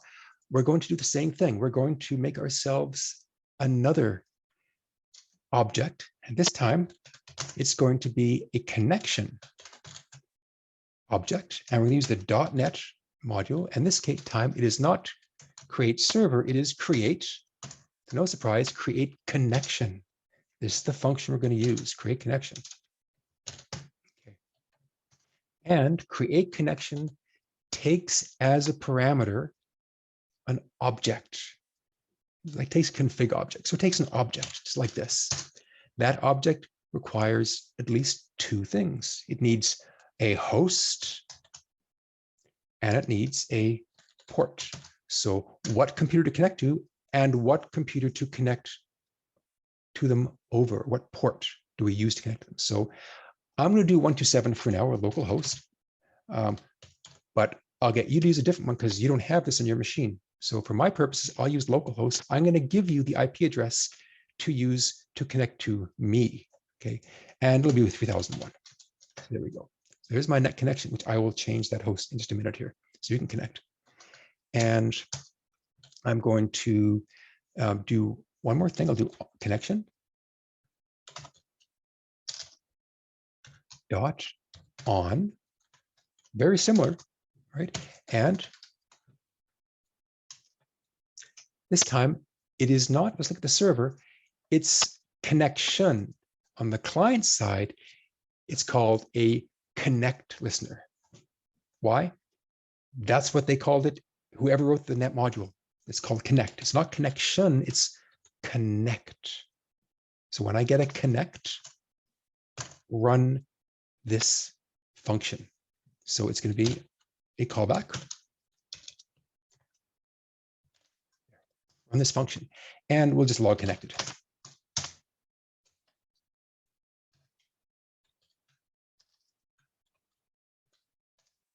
Connected. That's all I'm going to say. Exclamation mark. Okay, great. And that's kind of it. There. So there is a client program. It's, 1, 2, 3. I mean, that's all one thing. It's like a handful of lines. And I have a client program that can do a connection to a server someplace. And this will work with anybody. Let's try and connect to my local host. Let me go and, oh, look at that. It says someone connected, IP address, and it says I connected. And that's kind of it. So let's just kill that connection. There, it says I left. Great. So this is the simplest case of a client server. I have a client connecting. It started a phone call. It's like, pick up the phone, hang up. But they both picked up the phone and the caller hanged up and the person getting called hanged up. So it's great. Okay. So let's go ahead and change that. So as I mentioned, yeah, what's my address? Exactly. I know we're all want to try this out. I know we're all anxious. Okay. By the way, this right now is my local host. This little program, this can be anywhere in the world now. This could be anybody. This can be www.google.au. I can connect now to Australia, not over 3,000. I can use 80, right? It might even work. Should I try it? Let's try it. See if I can actually get can I establish a connection with my couple lines of code with google.au, which I'm not even sure it exists, over port 80. I'm excited. Let's try that. Oh, I got an unhandled event, not found. I guess it doesn't exist. Okay, how about .ca then? Okay.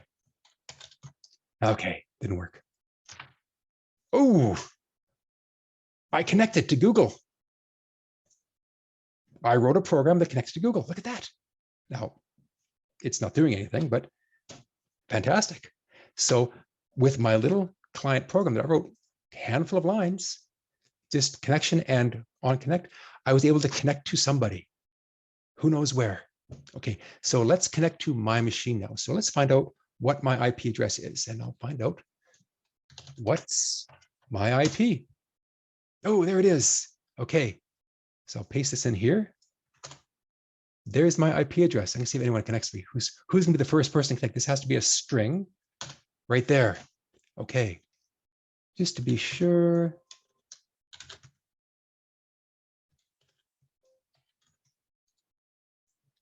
Oh, whoa, whoa, yikes. Wow, everyone's connecting.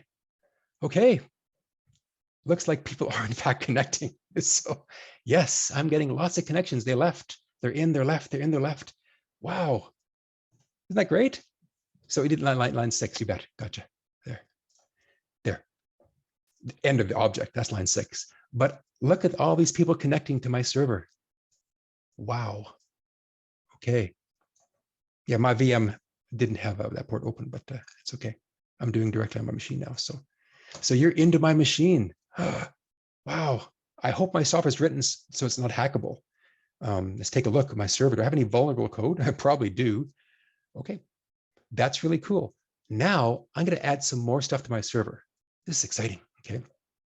We're going to add something about maybe if I receive some data. So I'm going to have another listener here.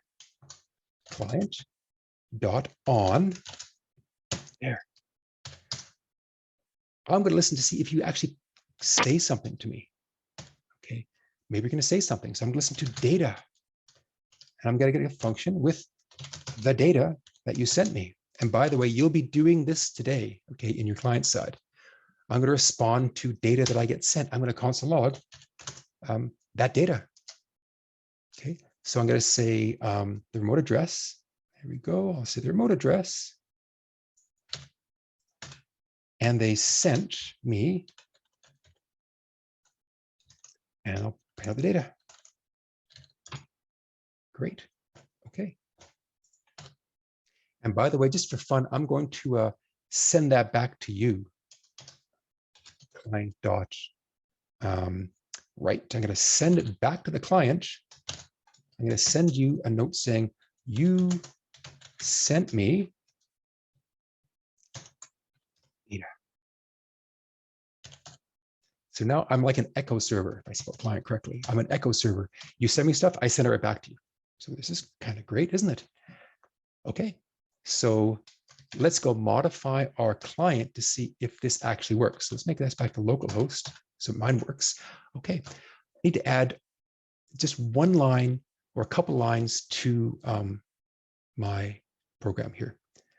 I'm going to add, when I connect, I'm now going to write something to the client. So when I connect, I'll say connected, and now just connection dot write, just like this. There.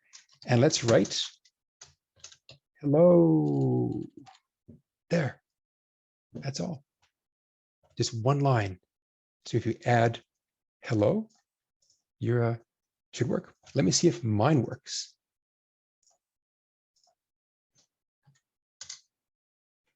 Oh, connect refused. Oh, of course, I'm on. Here we go.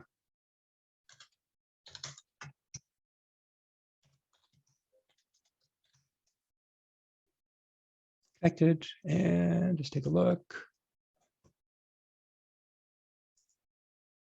Is that right? Just take a look. Message, log, connected. Am I? Oh, I gotta stop my server. That's why. Start and stop. There. Okay. Okay. Oh, look at this. I'm getting stuff, but look what I'm getting. I am getting, they sent, but I'm getting this weird format, aren't I? Ah, what does that mean? That's interesting. That's because I didn't tell my server or my client what those bytes mean. So, yes, Aaron, I need to set the encoding, because right now it's just getting raw bytes. It doesn't know what they mean. So I need to tell it, and that's an easy line. In fact, I'll just paste it in here. It's actually pretty simple. On both sides, I have to tell, usually mostly on the server, but so when I get data, I need to tell it what to expect when it gets data in. So on my server side, I just say, well, yeah, you probably should set the encoding for that client, just like that. I'll say client dot there. This says when someone sends me data, treat it as if it's a string, like an ASCII string. UTF-8 is the evolution of ASCII. So, okay, let me control C out of that. Run it again. Oh, hello from Tara, BC. I never got that. I'm getting stuff. Ah, this is great. Okay, this is awesome. So what I probably should do, our client should probably do the same thing. When it gets data back from the server, probably it should also do that so it understands when I send back. Are people getting my you sent, by the way? Let's take some votes. Are you getting back the you sent and then some data? Is my server responding to you? Any yeses, nos? Let me get one yes or no. Is anybody getting anything back? Yes. Oh, cool. Okay.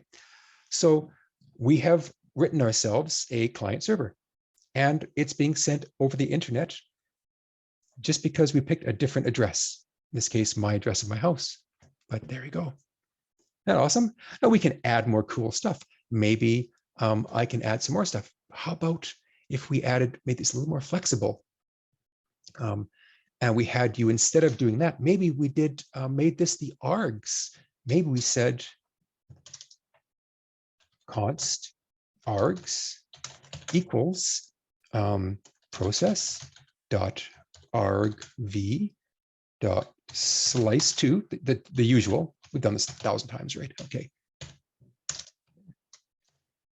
And then instead of saying hello, I'm going to send args 0 or args, yeah, args 0. So now I can send an arbitrary string. So now I simply have to type node, but now I can give it a parameter. Hello. Send hello. Great. But I have to control C. That's a pain. I'm going to add one more piece of code. I want to disconnect after I've sent. I know it's not the world's best program, but it's all I got right now. I'm going to set a timeout. Set timeout. Set timeout. Timeout. There we go. I'm going to have it simply end the connection. Like as soon as when it finishes sending something, it's going to end the connection. And I'm going to connection end. And what do you figure? 1 second? It's probably 1 second's enough. Maybe 2 seconds. Sure. Doesn't matter. Some arbitrary number. So now I can type this and I'll say 1 second in my case. 1 second later, it'll end the connection gracefully, which means I can run it again. Okay, I'm excited. Let's try it again. So now run it and 1 second later, I can do it again. Hello. I've almost got a chat server. This is awesome. Admittedly, not the world's best chat server, but we wrote it and that's kind of cool. We can see ourselves. Look at this, all these people with stuff. This is cool. And we can say hello there. Now, if I go hello there, I just get hello. Why? Because that's args1. But I could put some maybe quotes around it. That'll work, right? There we go. Like this. There. Hello there. That works. Sure. Or I could do a join. I could do args.join. Yeah, args.join. Maybe join with just a space in between. Like that. Yeah, it works. Now I can type, hello space there. Just hello there. Hello there. Oh, hello there. That was me. Yeah. Hello. Okay. Rock, paper, scissors. Rock, paper, scissors, lizard, Spock. Yes. Okay. All right. So I'm going to go over time. We've got a couple minutes more. Let's do one more thing because we haven't talked about HTTP so much. Let's carry on. Okay. I know this is really fun. Okay. So, all right. Let's carry on with our regular stuff here. This is just too much fun. Okay. HTTP. Okay. So go back to our Chrome, which is right here. Okay. Hypertext Transfer Protocol. By the way, we wrote a protocol, didn't we? Now, we have a very simple protocol, which means no protocol. We're just allow anything back and forth. There's no protocol. So you can't really say anything to me that I can recognize. But I could say on the server, what if they write me if data equals hello? Oh. Well, maybe I'll just send Y, hello there, there to you, there. It's my protocol. I've now written a protocol. If they send me a hello, let's stop and start it. I should test this theory. If you send me the word hello, I'm hoping you should get why hello there to you. Someone try it. Can somebody send me a hey hello and let me know on the chat if you in fact get hello? Did it work? Yes, no? Oh, on my server? Probably yes. Try it again. It works. Look at that. So if I received the word or the string hello, I'm going to respond with why hello with you. So this is a protocol. I have the beginnings of a protocol. What if you sent me the word get like this? If I get a get, maybe and something, or maybe data starts with the word get, I will do something else. I will send you some stuff. So this is the beginnings of the HTTP protocol, which we're going to talk about right now. Okay. Okay. So it's request response. There's a bunch of stuff here. You say get. It starts with get. Add on the data part. Yeah, sure. I did that too. But anyway. So HTTP protocol is just what we've been doing here. Okay. It is just a protocol. The server responds to certain input and does certain things. That's all it is. In this case, if you send me hello, I send you something different. That's all. Okay. And that's it. That's my protocol. HTTP protocol is a bit more strict, and there is a whole thing on HTTP. HTTP RFC. There's an official document of the different hypertext transfer protocols. Is 1.1 is a common one. There's a lot of them. So RFC, all these ones cover HTTP. So the hypertext transfer protocol. And this is the, I guess, 2014, I guess is the most recent one. This is it. Look at this. Get, head, post. These are the methods of HTTP. Let's carry on. And we'll talk about those really quickly. I know we're going over time, but this is pretty fun stuff. So the HTTP protocol has commands. It has a request. So if I have a web server, it is going to expect me to send it commands like get. I will send a get to it, and I will optionally send some other stuff. It will then send me stuff back. I have an HTTP server running here. I ran a little server here. I wrote this last night. It's a simple server running on port 8000. No, it's not exposed. We can't use it right now because I've only allowed 3001 in. But sorry, guys. But I can access it. So let me open up my browser and see if I can talk to this server on port 8000 now with my browser. Let's give it a try. So localhost 8000. I'll just say 8000. And I wrote one called hello. Hello, Express World. Express is something we deal with later. So it's very cool. So yes, my browser can talk to my server. That's great. I have other endpoints. I have animals. There. So I have all the animals that you might find in a typical house. Dog, cat, bird, house hippo, of course, this is Canada, and velociraptor. By the way, does anyone not know who the house hippo is? Or who has heard of a house hippo? Go on. At least one person. If you live in Canada, you have heard of the house hippo. It's indigenous to most of Canada and the northeastern United States, right? We know that. They're very timid, but they will defend their territory if provoked. Okay, so a house hippo. Anyone's not clear? You can actually Google a house hippo. Google house hippo, and honestly, there is a thing. There is a house hippo. In case you're interested in, there is a house hippo. See, look at that. There is a house hippo, and it's quite famous. So they're very small, by the way. They're small little guys.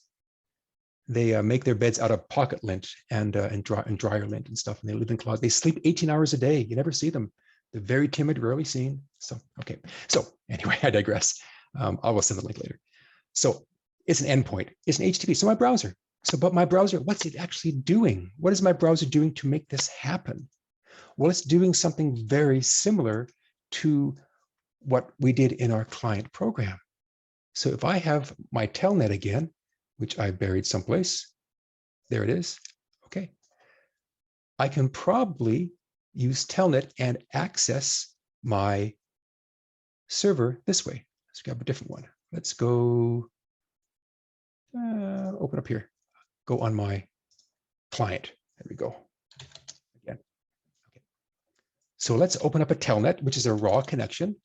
But now I'm going to access, instead of my client running here, which I can leave, it's not a big deal. I have another program running on port 8000. Remember, I have a server running on port 8000 and a server running on port 3001. I can have multiple software running on different ports, but only one process can run on the same port. You will very likely get a conflict. It'll say, oh, there's a process already running on port this. That means you have another program, either installed or software, running on that port. So this is 8000, there's no conflict. Okay, Telnet to localhost, host 8000.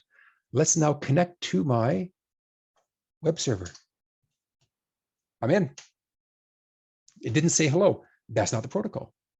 The protocol is, it doesn't say hello. It just connects. But I can go get / and then look at that. I got HTML back from my server. I got a bunch of stuff, actually. What did I get? I got all kinds of cool stuff. I got an OK. I got some headers, and I got the body. So that's the protocol. There's the get command. There's a few of them. There's get, post, put, delete, which we will use, and a couple of other ones which you're not going to use, like ever, really. But these are the big ones. But in your browser, 99% of the time you're doing a get and post to add stuff, but it's a get. But this is what happens behind the scenes. Try it again. Telnet to my server, get / animals. And an optional, I can go HTTP p/1.1. That's the protocol. It specs this to the protocol too, but I think it defaults to 1.1 if you don't give it anything. It's expecting more input. I hit enter, nothing happened. I give it an extra blank line. Now it says, oh, he must be done. Gives my response. That's the protocol. It said, if I get a blank line, that means they must be done. I will then take that and show them my stuff. And I got back exactly what my browser gave me. Okay. A free service to run the server code.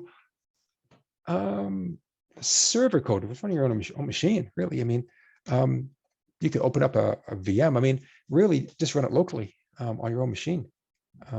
There's really no other reasons not to do it. You could, as far as services, not many services you can get free to run actual node that isn't HTTP, sadly. So anyway, okay, so I got the same response, didn't I? I got really the exact same response. Let's look at the raw code, let's look at the raw data. There, that's exactly the same thing by doing it a manual get / animals and optional HTTP 1. If I go 1.2, I think it will, let's take a look, or maybe 2.0. Let's try it again. If I go get, let's try lowercase get. How about this? If I go get / ooh, bad request. Apparently it's case sensitive. Bad request. It's a status. It didn't like that. So let's take a look. There are many, many statuses you can get back. 200 is the good status. So I got a 200 okay. This is the good one. You want to see something that starts with 200. If not, it's a problem. Okay. If you didn't get back at 200, has anybody seen the good old 404 not found error on their browser sometime? Very common. It means not found, didn't exist. Let's take a look at some different status codes. Okay. And a great one to go to is HTTP cat. HTTP cat right there. Okay. And this is great for doing error messages. Look at this, all the different error messages you can imagine. So let's look at a HTTP cat /200. 200. It means okay. Status okay. Let's try a 404. Let's try a 404. Error code for status 404 is what? It is not found. So that's a status of not found. Okay, let's try a 401. What does that mean? Unauthorized. Oh, no cats allowed. Oh man. Okay. Or how about a 404 or 402? 402 is payment required. Go figure, right? There's tons of error codes. How about a 301? 301. Moved permanently.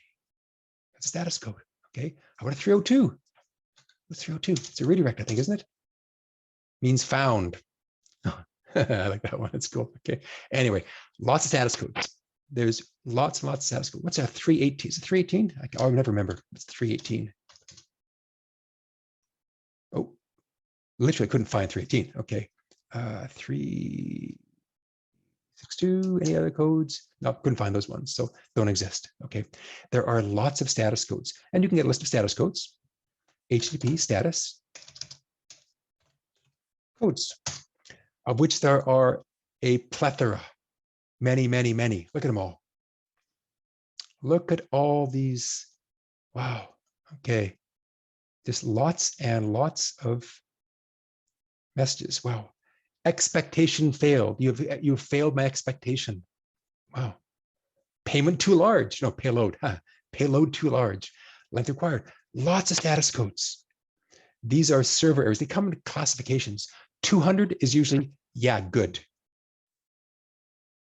200 is good. 300 is, it's not bad, but maybe you need to do more things. So I've moved, go here instead. Or I found you should temporarily go here. It's kind of the same as I've moved. This really should be moved temporarily.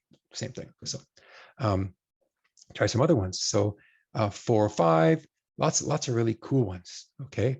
All right. Let's go back to our cats, because I love the cats one. You can't get enough of HTTP cats, can you? So where'd my status go? Oh, back here. There. Let's go 418. I'm a teapot. One of my favorite HTTP status codes is the 418 I'm a teapot status, which really is a real thing. It means I'm a teapot. Like, I'm sorry, you've asked me to brew a cup of coffee, but I'm a teapot instead. I can't do that. So, okay. So that's HTTP status. We have a couple minutes more of a break. We'll end in a minute. Let's do one more thing, shall we? One more thing. Let's edit our client code to, instead of talking to port 3001, I'm going to make talk to port 80, my server. Because if I can do it in Telnet, I sure as heck can do it in my client, can't I?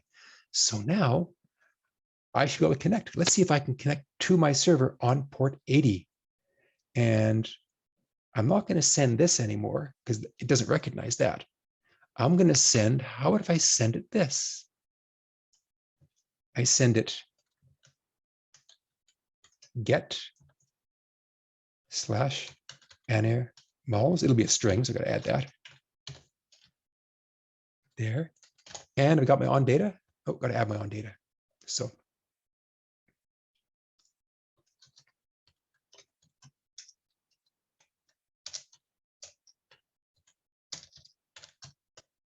on data. I'll just paste it in there faster. There we go. That's great. I'm just sending a string. I'm now following the HTTP protocol, but it needs to send 2 blank lines, doesn't it? That's the protocol. A line followed by an empty line. Otherwise, the server will not respond. So let's see if this actually works. So this is what my browser gets back. Let's see if I can send that same thing to my web server. That's why. There we go. Port 8000 is my server. Okay, let's try it.